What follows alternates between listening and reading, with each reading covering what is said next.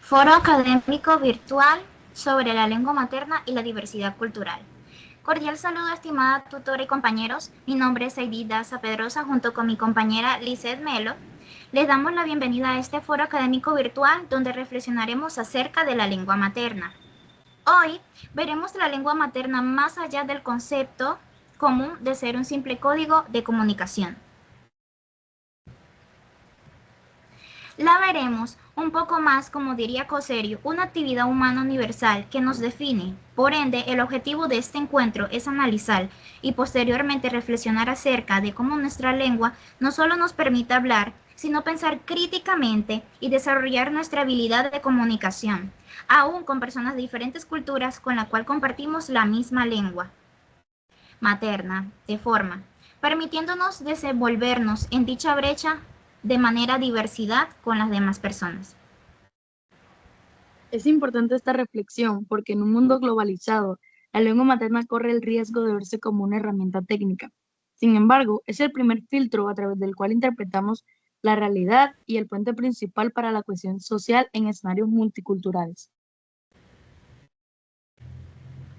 Bueno, pasando al siguiente tema, aquí nos vamos a profundizar en el tema de la lengua materna, como una raíz de nuestra identidad, porque vamos a reflexionar sobre nuestra lengua materna, cómo nos conecta con la diversidad cultural y lingüística que nos define como sociedad, y que a través de ella expresamos y aprendemos nuevas tradiciones, pensamientos e identidad en valorar y respetar diferentes formas de comunicación entre otras entidades, comunidades y culturas. Pasando al tema de aportes de la lingüística, con una concentración en la comprensión de la lengua materna.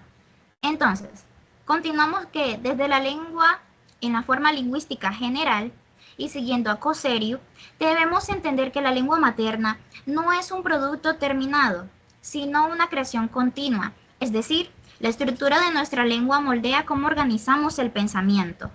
Por un ejemplo, pensemos en una lengua indígena que no tiene tiempos verbales, ¿verdad? Entonces, lineales como el español, sino que se basa en aspectos de completitud en el hablante de esa lengua materna, que estructura su mundo de forma circular y no lineal, porque la lingüística nos enseña que conocer la lengua es conocer la arquitectura del pensamiento humano y a su vez reflexiona sobre cómo la estructura de la lengua ayuda a entender el pensamiento y la comunicación humana.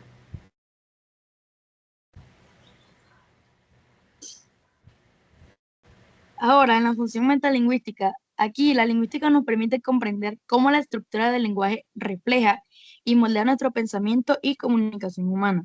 A través del análisis lingüístico descubrimos los patrones que conectan nuestra lengua materna con nuestra identidad cultural. En esta parte veremos la función metalingüística, es decir, pensar y hablar sobre la lengua. Aquí hablamos de lo que Óscar Loureda define como la dimensión reflexiva. La función metalingüística no es solo para expertos, es la capacidad de usar el lenguaje para hablar del lenguaje. Como reflexión, tenemos cuando un estudiante se detiene a cuestionar una simple cosa como ¿por qué usamos esta palabra y no otra? Aquí él está activando y haciendo uso de su pensamiento crítico. Loureda nos dice que esto nos permite objetivar el mundo. Al reflexionar sobre nuestra lengua materna, dejamos de ser hablantes pasivos para convertirnos en sujetos conscientes que pueden cuestionar discursos y significados. La sociolingüística, por otra parte, nos advierte que la lengua materna nunca es neutral, como se nos fue presentada en algunos o casi todos los textos. El hablar refleja dinámicas de poder e identidad. La lengua materna es el vehículo de la memoria textual colectiva. Como ejemplo, tenemos el uso del regionalismo o fraseología metalingüística, como lo es decir, hablar en cristiano o no tener pelos en la lengua.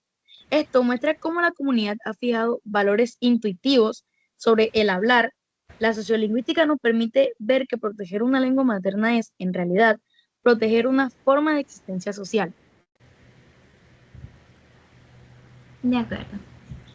Pasando al siguiente aporte y siguiente tema, vamos a concentrarnos en la multiculturalidad y diversidad lingüística.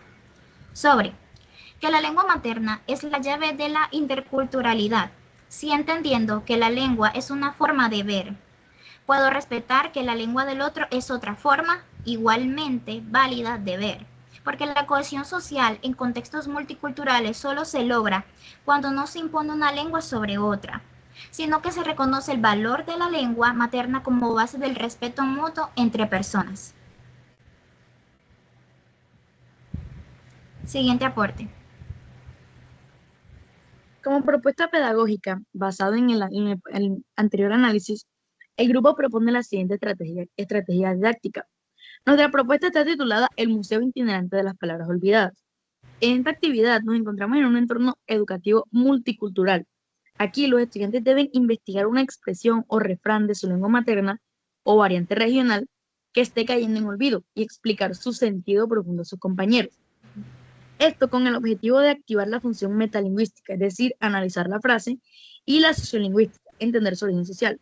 La propuesta pedagógica del grupo busca promover el aprendizaje a través del respeto, la participación y el trabajo en equipo.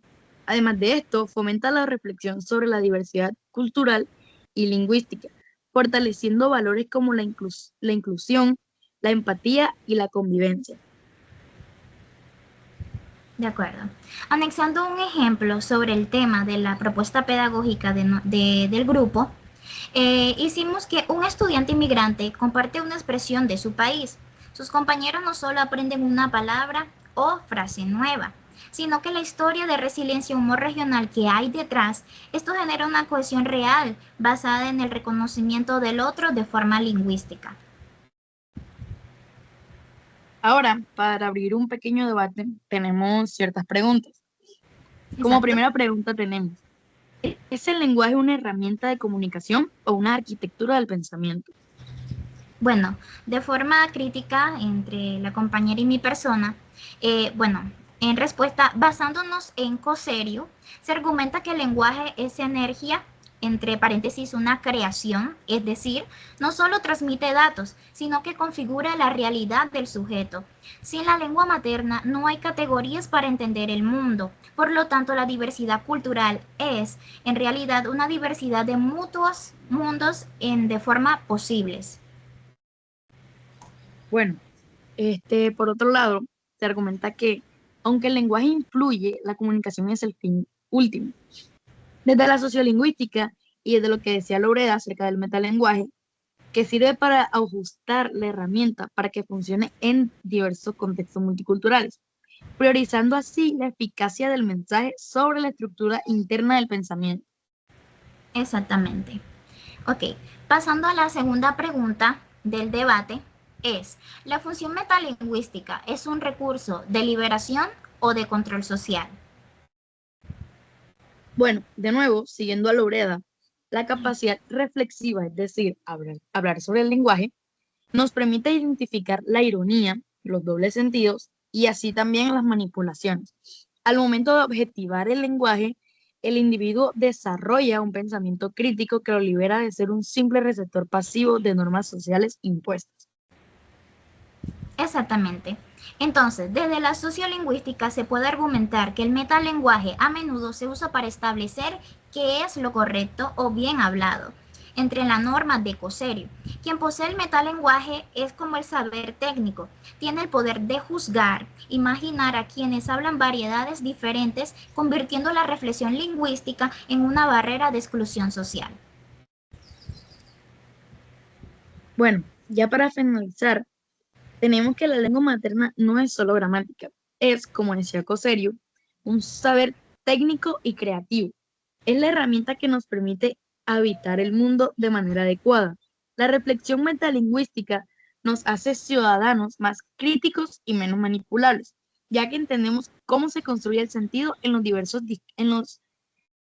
diferentes discursos y sus significados. Exactamente. Entonces, ya de verdad finalizando, cerramos este foro reafirmando que la educación intercultural debe empezar por el fortalecimiento de la lengua materna y recordando que solo quien valora su propia voz puede escuchar con respeto la voz de los demás y los que están dentro de su entorno. Y finalizando, muchas gracias por acompañarnos y por su atención.